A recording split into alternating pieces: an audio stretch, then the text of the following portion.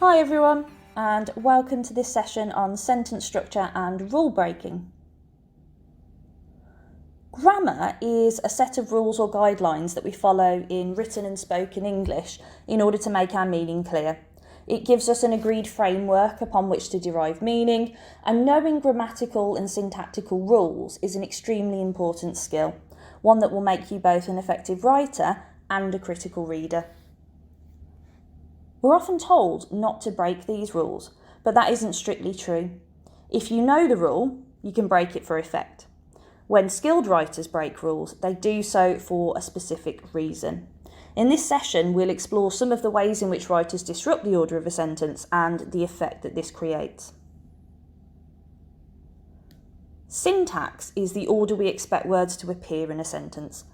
The basic structure of a sentence is subject, verb, object, with additional words in between. When a writer inverts their sentence, turns it around, flips it, changes the order of the words, the object becomes the focus of the sentence instead of the subject. This technique is also known as anastrophe, which is taken from the Greek phrase to turn back. The sentence, "You have made a big mistake there," follows the syntactical structure of subject, verb, object. The subject is you, the verb is made, and the object is mistake. The way this sentence is constructed by beginning with the subject you conveys a sense of disapproval for the person and their actions. The consequences for the individual who has made the mistake are reinforced and indicate that they are likely to pay for their actions. If we invert the sentence, however, it becomes a big mistake you have made there. Now, it breaks the agreed syntax of subject, verb, object by becoming object, subject, verb. So what's the significance of this, and how would you write about the effect this creates? Well, in the inverted version, did you notice how the emphasis naturally fell on the adjective big, more so than it did in the first sentence? That adjective modifies or provides more information about the noun mistake, and we therefore pay more attention to the mistake than to the person in the inverted sentence, reinforcing just how terrible the consequences of the mistake are. As a result, the mistake becomes more important than the person who made it.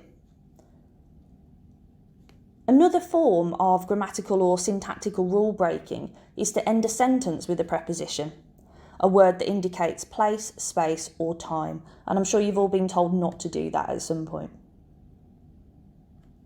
In the sentence, "You can count upon my support," it's possible to interpret the speaker's statement as somehow being insincere. It sounds like a platitude being something that's said to reassure someone, but used so often that it almost sounds meaningless. If we invert the syntax, however, by placing the preposition at the end of the sentence so that it now reads, "My support is something you can count upon," it sounds far more sincere. The emphasis is placed upon the word count, and it also makes the sentence sound more interesting because we're made to wait for the verb, the thing that makes the sentence complete and understandable.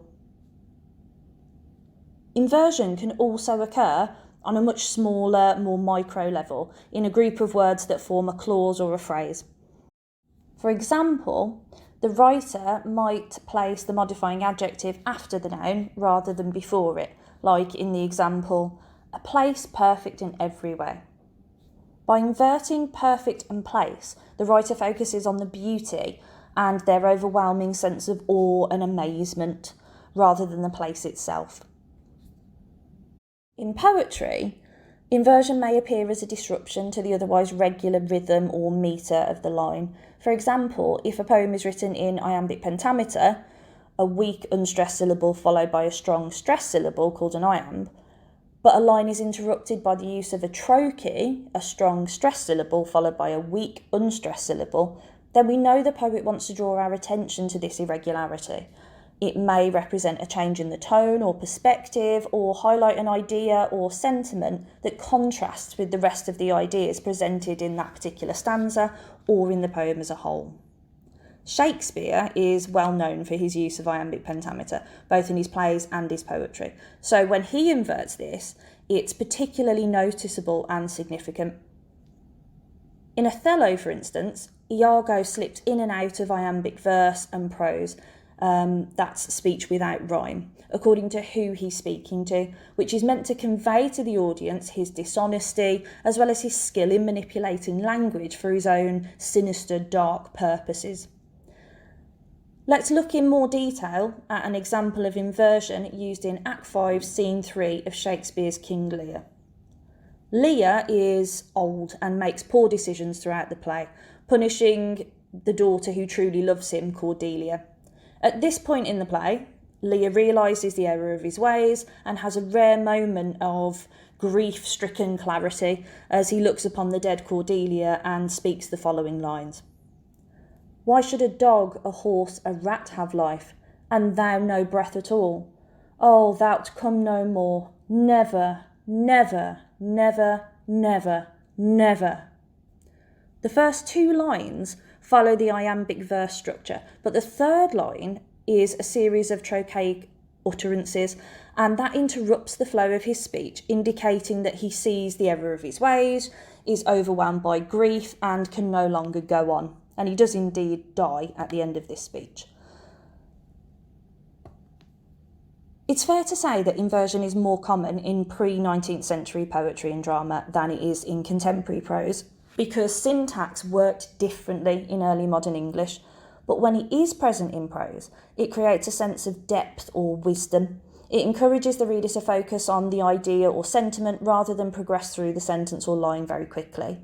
Think of Yoda from Star Wars. Almost every single sentence he speaks is inverted, making us pause to absorb his wise words and turn their often philosophical implications over in our minds. This makes Yoda seem shrewd and knowledgeable, not to mention a little bit weird and unsettling at times. Let's take a look at an example. The greatest teacher failure is. Following the rules of syntax, that sentence should read, failure is the greatest teacher. By referring to failure first, this makes us focus on the negatives upon the mistake. By inverting the sentence and placing the emphasis on the adjective or phrase the greatest teacher, Yoda encourages Luke to focus on the consequences of his mistake and the lesson he needs to learn from it rather than the mistake itself. When an inverted phrase or sentence is used in an otherwise syntactically correct paragraph or text, it creates what we can describe as an incongruity, an irregularity, and any irregularity in a text is deliberate and worthy of closer analysis. The last example of rule breaking we'll consider are sentence fragments. And a sentence fragment is a series of words that appear to be a complete sentence. They begin with a capital letter and they end with a punctuation mark. But they're not complete sentences because they're missing either a subject, a verb, or an object, or they don't convey a complete thought.